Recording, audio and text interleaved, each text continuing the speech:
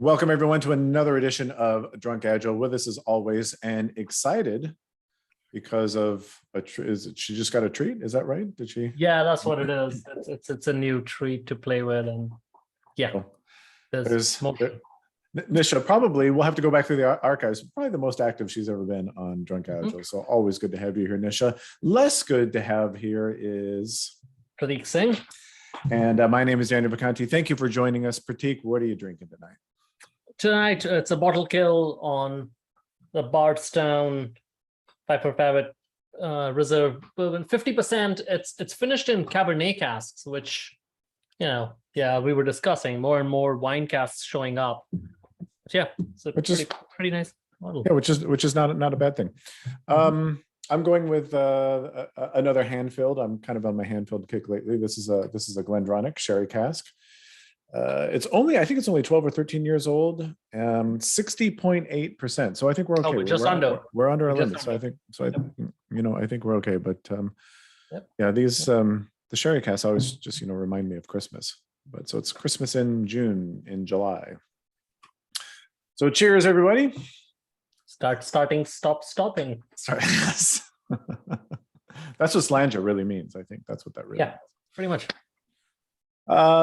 So slightly different. I'm going to kick us off tonight and then hand it over to Prateek. But over the past several weeks, Prateek and I have been talking about the curse of flow. And the thing is, once you understand flow, you see it everywhere in all walks of life. Outside of software development specifically, and outside of professional development specifically. So we thought we'd run through some of those things to kind of get people thinking about what flow is and how to spot these flow problems wherever you go, and then hopefully bring it back to how we can help you professionally.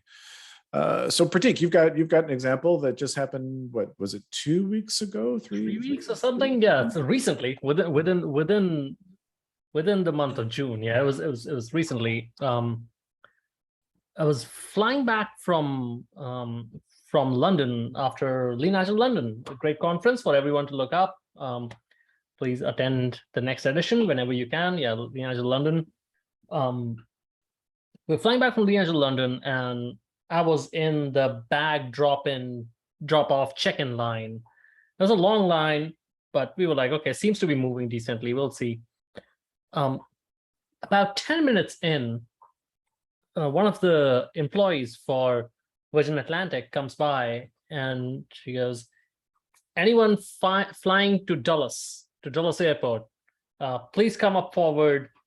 There are these 2 dedicated counters for you. Jump the line and go there. And these people jump the rest of the line, go there. Like, all right, the flight was leaving soon, so they figured let's get them through so that they can get through security and all that stuff.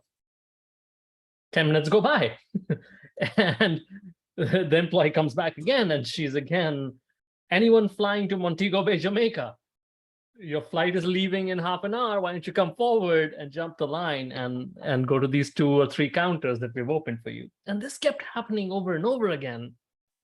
Every 10 to 15 minutes, it'll come by, and by the time we were done, dropped our bag, mind you, we've already checked in. We're just dropping our bags off. By the time we dropped our bags off, got through security, we barely had time. We had reserved like 3 hours. We barely had time to stop and grab a sandwich and just run over to the plane to get there on time. Yeah, it was a repeated expedite. Classic expedite example. And this is thing. I mean, all of you have heard us say this over and over and over on the show. Expedites don't improve variability. They hurt variability. They make things worse. They make things take longer. There's a similar. Actually, I guess while we're on the airport theme, let me just very, very quickly talk about another airport one, and then we can talk about yet a different expedite example that we have. And what fascinates me about flying in American airports anyway is how much TSA, which is our security screening agency here in America, how much the TSA understands flow, simultaneously how much they don't understand flow. Because and rightfully so. They're kind of approaching it from a security standpoint and nothing else. And the thing about when you do security screening in the United States, it's very, very, very clear. You join a queue, and the reason the queue forms is because there are only so many TSA agents working. It's usually 1 or 2, maybe 3 if you're lucky.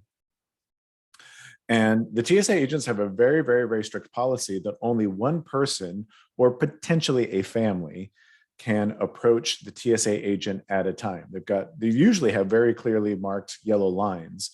And only when you are called forward, only when there's a specific pull signal, can you come forward and approach the TSA agent. And so from that perspective, they've got pull and flow down wonderfully, because that's the way it should work. Only when the TSA agent has capacity should that person come forward. Where they screw it up completely is they've got no regard whatsoever to anything else going on around them. So, what's going on with the security screening behind them, with the X-ray machines and the metal detectors and all that, they don't care about that. They don't care about the queue that's forming, in front of them when they're only pulling one person at a time. They have complete disregard for any of that. And so that's what's completely frustrating to me is they get part of it, right? They've kind of got it, but then it doesn't really matter because they've screwed up all the other parts of the process. And so to me, that's more of kind of a systems thinking thing than maybe more of an expedite thing. But I don't know if you have anything to say about that. No, it's for those wanting to correlate this to the day-to-day work they do. It's what we've often called doing Kanban between the lines.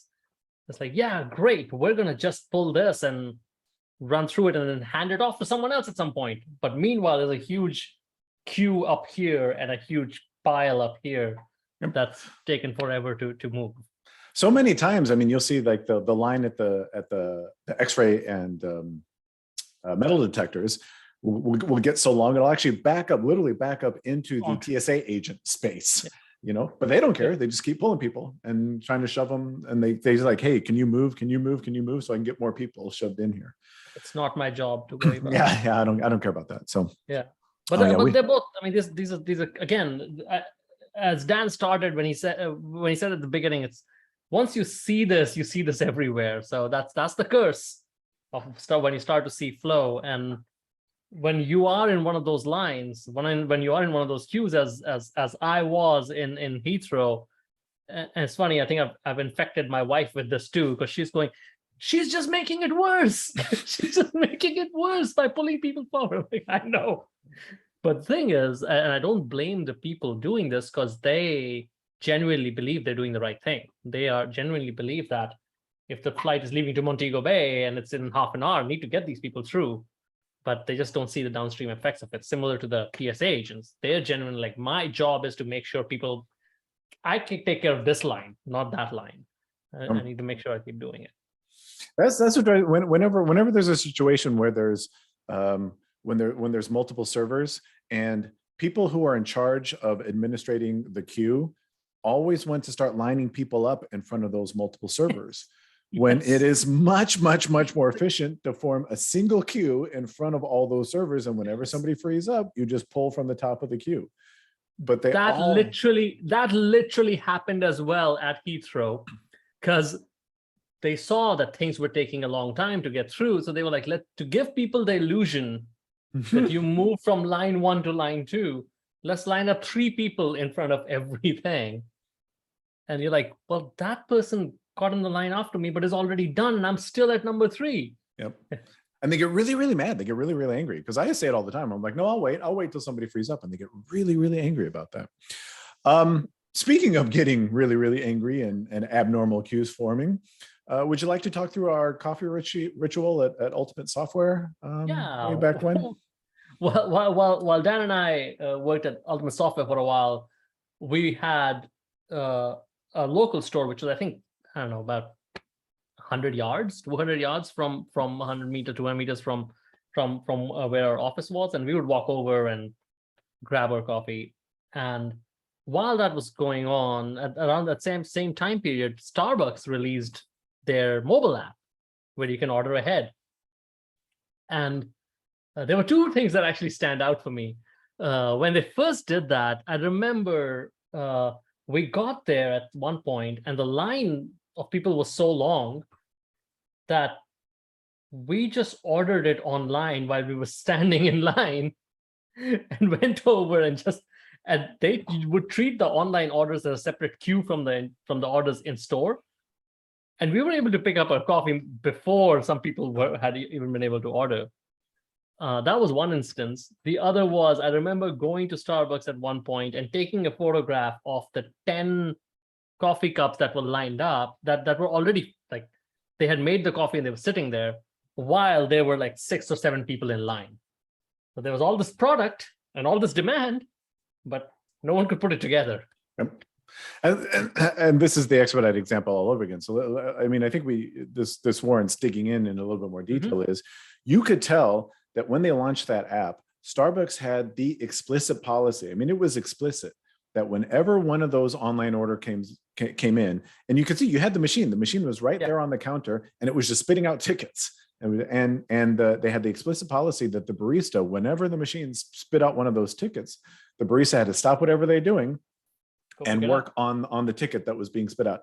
Didn't matter how many people were in line. I mean, you're right. It was literally out the door, around the block. I mean, there was, and it was getting longer and longer and longer because of this process. Furthermore, the person at the till, the person actually taking the orders and ringing up orders, didn't stop, right? They just kept bringing up orders, right? And the thing just got wildly out of control.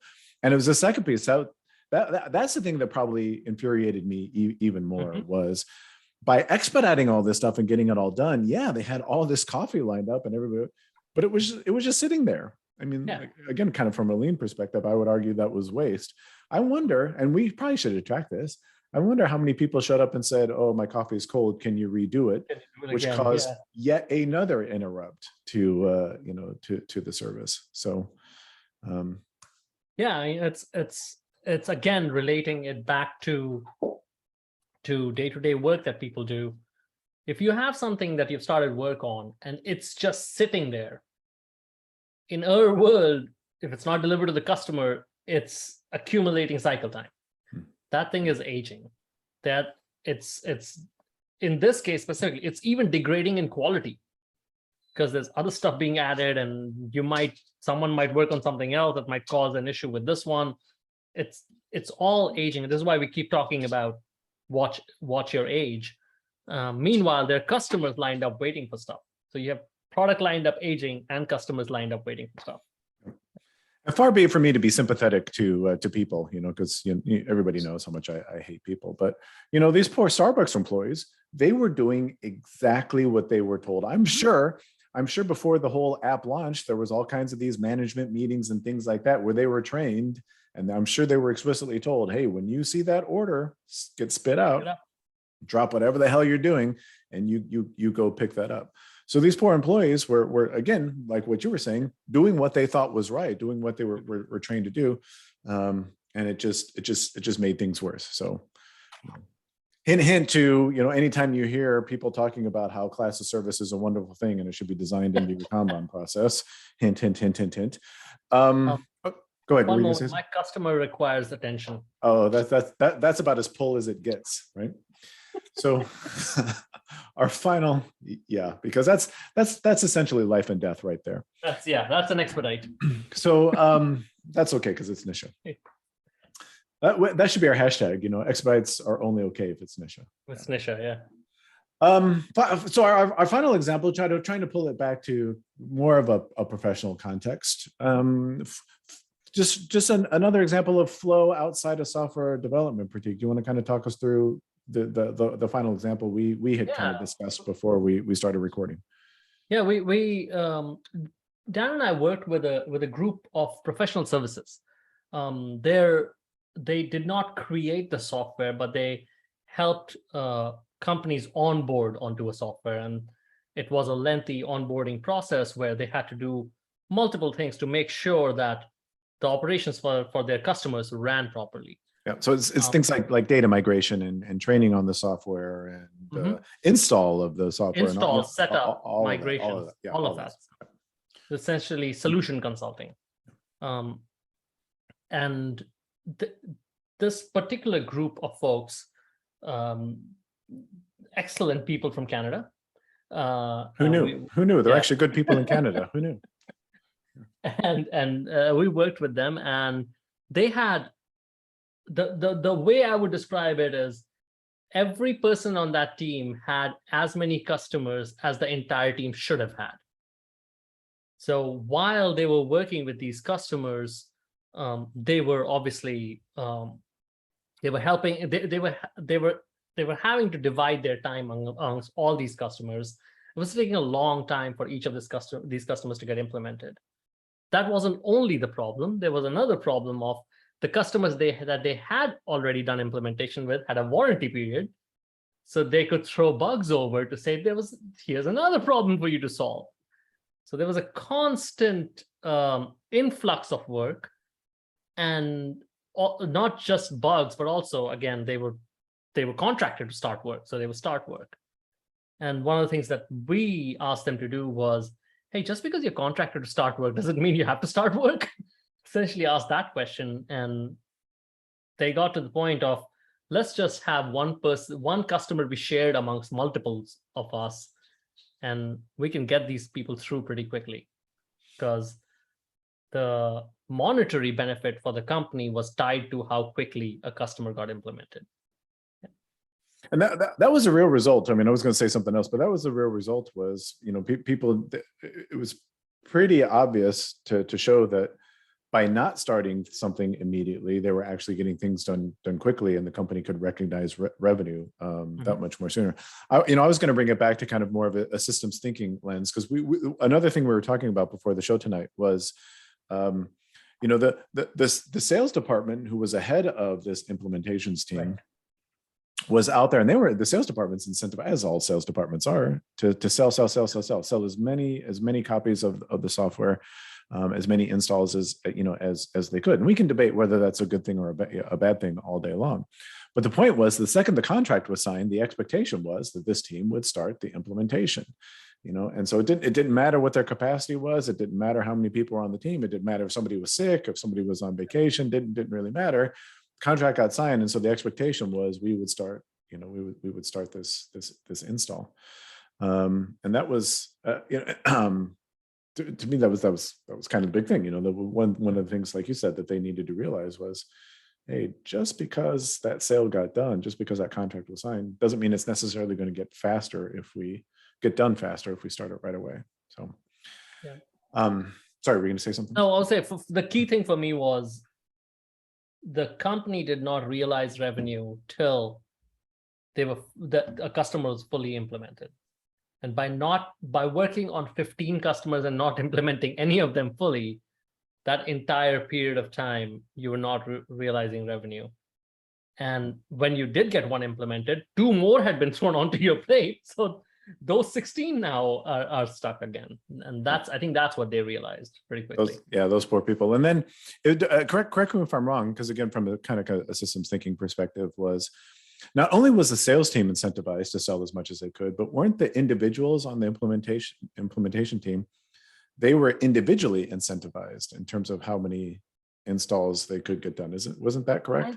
Or something like that? I do not recall very well, but I do believe they had a billable expectation. Yeah, but at the very least, there was a disincentive for them to drop what they're doing to go help somebody else. Right. If an implementation was taking too long, they were certainly not incentivized at all to go and help out somebody else. So, yeah. And if you zoom out even further, the actual development team that built the software had no idea of how any of this happened. So they weren't incentivized to make their product easier to implement. Development teams were incentivized to ship product, not to make it easier to implement. So the moral of the story is, flow is flow is flow is flow is flow. We can talk about every episode that we do here. We could probably talk about systems thinking. Every episode we do here, you could probably talk about bad policies like expedites, things like that. But don't think, I think a lot of people who maybe listen to this show, a lot of people who maybe just are getting introduced to Kanban, think that Kanban is all about just software development. It's only, it's only applicable to a software development context. And hopefully what we've given you here is, some food for thought in terms of look for flow everywhere. You'll see it everywhere, and on the commute to work, like you're saying, we had the same example, I think, traveling the London Underground too. There's flow everywhere. So Prateek, the last word. Yeah, I mean, if you've already covered it, I'm afraid that anyone who has paid attention to this, because I know most people just put it on and don't pay attention, will hopefully, unfortunately, start seeing these flow problems everywhere. You'll probably see them when you go order food at a restaurant, and you see yourself get stuck behind a 16-person table. You'll see the problems with flow pretty much everywhere once you start seeing them in one place. And the things that solve the problems of flow in one instance are very often applicable in other instances as well. So that's it for tonight. Nisha had enough of us, so she left. But hopefully you stuck with us, and we are very, very glad if you did. So for Nisha, for Prateek Singh, my name is Andrew Bacanti. I want to say thank you so much for joining us in this episode of Drunk Agile, and we will see you in the next video. Good night, everybody.